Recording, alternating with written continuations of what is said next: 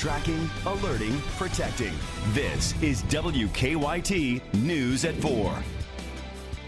After the murder of a Southern Kentucky mom, we're learning more about her boyfriend and how police say he killed her. We're in Pulaski County with the latest. And we have been tracking those pesky showers through the day today. They're about to end, and we might get a break for one day, but more showers are coming for the weekend. I'll have the very latest.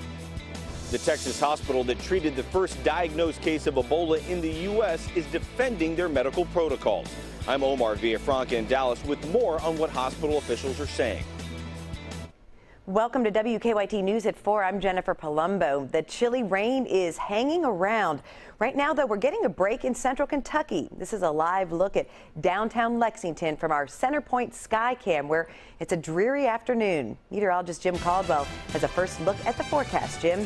Yeah, it's a beautiful view, but what an ugly sky out there today. And that's the way it has been for most of the day today, yesterday, with those clouds lingering around. But they're about to leave the area along with those showers. Defender almost completely quiet, still tracking some activity out in eastern parts of Kentucky. That's where it's going to hold on for a little while longer, probably into the nighttime period. Around here, central Kentucky, right around Lexington, down toward Richmond, we could likely get in on a few more showers, sprinkles, even though radar isn't showing a good coverage of that. Certainly anything embedded within some of these clouds, we could see at least maybe a few sprinkles out of that. Mainly cloudy skies. We are socked in with the cloud cover out there. Temperatures reflect that, of course. As you see, we've got mid-50s and low 60s showing up in many cases out there. Right now it's 60 out at the airport here in Lexington, down to 55 in London. Chilly air hanging out with us. We'll look at the daily breakdown for you, and as we look ahead, the showers will be ending tonight. Just cloudy skies for a little while, and then the skies will clear. A dry and sunny Friday for you, but we have frost potential for this weekend. I'll break those chances down for you coming up here in just a few minutes. We're learning more this afternoon about a Southern Kentucky man charged with the murder of his girlfriend. Kentucky State Police tracked down 35-year-old Johnny Hendricks overnight. He was hiding out at a relative's home in Leslie County. Hendricks is accused of killing 34-year-old Monica Wells. The mother's body was found in a sinkhole in a wooded area near her Pulaski County home yesterday, one day after she was reported missing. WKYT's Phil Pendleton has the latest on the murder investigation. It's our top story at 4. Johnny Ray Hendricks is being held here in the Pulaski County Jail on a $500,000 bond. He was discovered late last night in Leslie County after police say he had been on the run for just over a day. Now, Hendricks is accused of killing his girlfriend, Monica Wells. Her mother tells me the two had a rocky on and off relationship. The assault late Monday night into Tuesday morning happened in front of Wells' 8-year-old son. He told police he saw Hendricks beat her, and then arrest records show that he was seen ramming her head into a wall. Hendricks was seen heading off into the woods on an ATV, and police believe he and his brother, Freddie Pennington, were there as either the attack continued or she possibly hid in a sinkhole. Wells' body was found late yesterday, and police are continuing to search for Pennington. Now, Hendricks is no stranger to being in trouble with the law, and we're going to have a lot more on that coming up in our next newscast at 5 o'clock. But for now, in Pulaski County, Phil Pendleton, WKYT. Hendricks will be arraigned on the charges tomorrow in Pulaski District Court.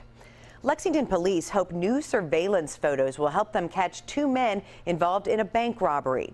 Police say yesterday afternoon these 2 men walked up to the teller with a gun and demanded money at the Fifth Third Bank on Versailles Road.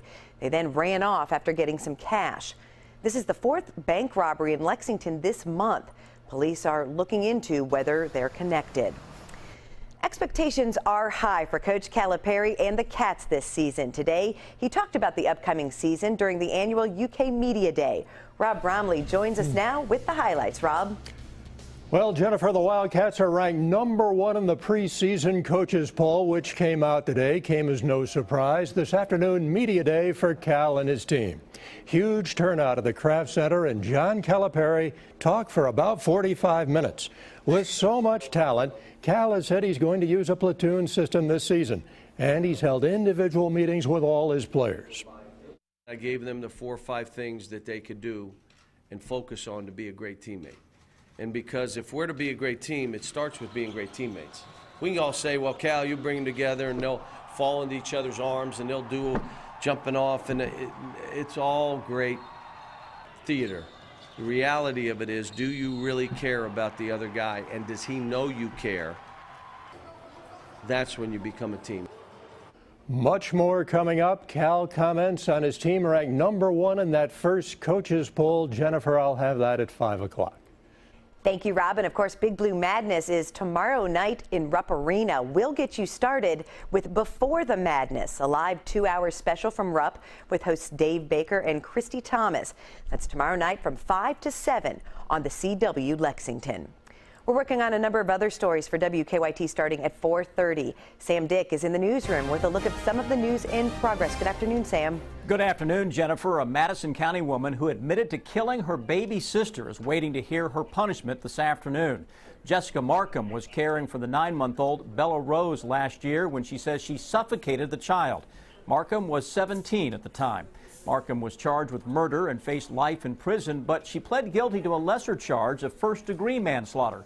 Her sentencing hearing is going on right now. We'll have the details of that hearing coming up on WKYT News at 4:30. A shooting victim is charged with kidnapping after an overnight fight. It happened around 1 this morning on Upper Street in Danville. Police say several people were fighting inside the home when 34-year-old Maurice Stitt was shot in the hand. He was taken to the hospital and then to jail. Stitt was the only one arrested. He faces charges including kidnapping and wanton endangerment. You'll hear from a neighbor coming up on WKYT News at 4:30. A Central Kentucky gas station is closed while crews inspect the pumps. Kentucky Petroleum Supply is investigating the Shell station on Camargo Road just outside of Mount Sterling. The group is looking into driver complaints that they were sold bad gas, which caused their cars to stop running. You'll hear from a woman who says the gas messed up her car, coming up on WKYT News at 5:30. That's a look at some of the news in progress. Jennifer, back to you. Thanks, Sam. Now to stories making headlines across the nation at 4. For the second time this week, an Ebola patient is being moved from Dallas to a specialized facility in another part of the country. Omar Villafranca is in Dallas with the latest. 26-year-old nurse Nina Pham is being transferred tonight from the hospital in Dallas where she caught Ebola to the National Institutes of Health in Bethesda, Maryland. It's only one of 4 facilities in the U.S. specially equipped to handle viruses like Ebola. Emory University Hospital in Atlanta is another. 29-year-old nurse Amber Vinson was moved there last night to be treated for Ebola. Hazmat crews continued decontaminating her apartment in Dallas today. Pham and Vinson were on a team of about 75 healthcare workers who cared for Thomas Duncan before he died last week. Duncan's fiance says an executive with Texas Health Presbyterian called her today and apologized.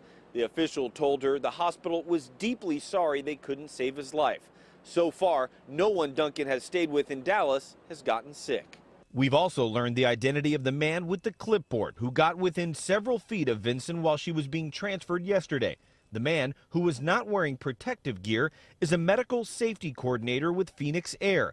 A company executive tells CBS News the safety coordinator does not wear gear so he can act as the team's eyes and ears on the tarmac, and that they're trained to keep a safe distance from patients. Phoenix Air says it has transported 11 Ebola patients and no crew members have caught the virus. Omar Villafranca, CBS News, Dallas.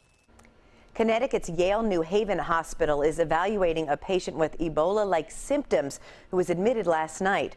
The patient is a research student who returned from Liberia Saturday.